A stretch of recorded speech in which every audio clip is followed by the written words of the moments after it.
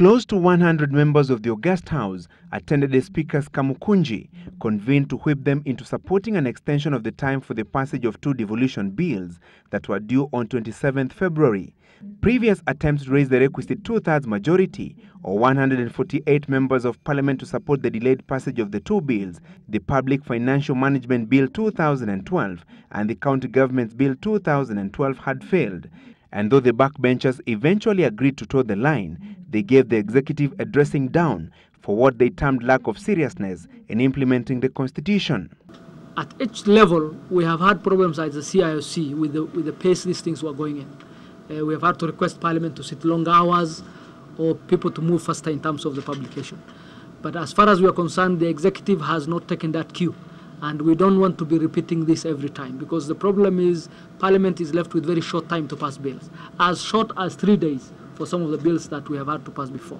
A consensus had already been brokered early in the day, and so a motion to extend the period of passing the two bills was a mere formality. 159 members of Parliament supported the extension. No member of Parliament voted against the motion or abstained from the vote. However, the backbenchers issued a 3-week ultimatum to the executive to publish 5 constitutional bills whose deadline for passage into law is 27th August. In the event that any particular ministry or department does not meet its deadlines, we will seek that they don't get to transact any business on the floor of the House until that business gets done. Number 4, in the event that the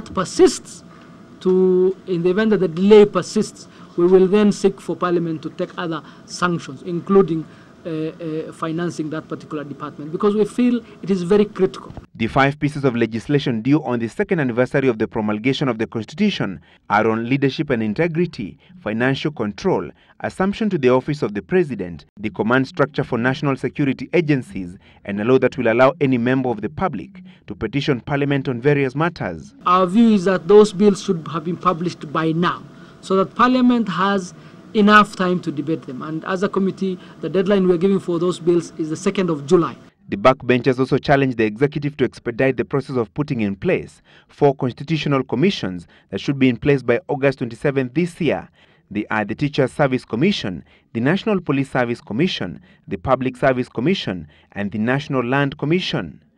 Implementation of the Constitution has not been a walk in the park for both the executive and the legislature, and with the Kibaki succession contest taking center stage, the implementation of the Constitution could be relegated further in the list of priorities for members of Parliament who will be seeking various seats in the forthcoming general election. Francis Gachuri, Citizen Live at 9, Nairobi.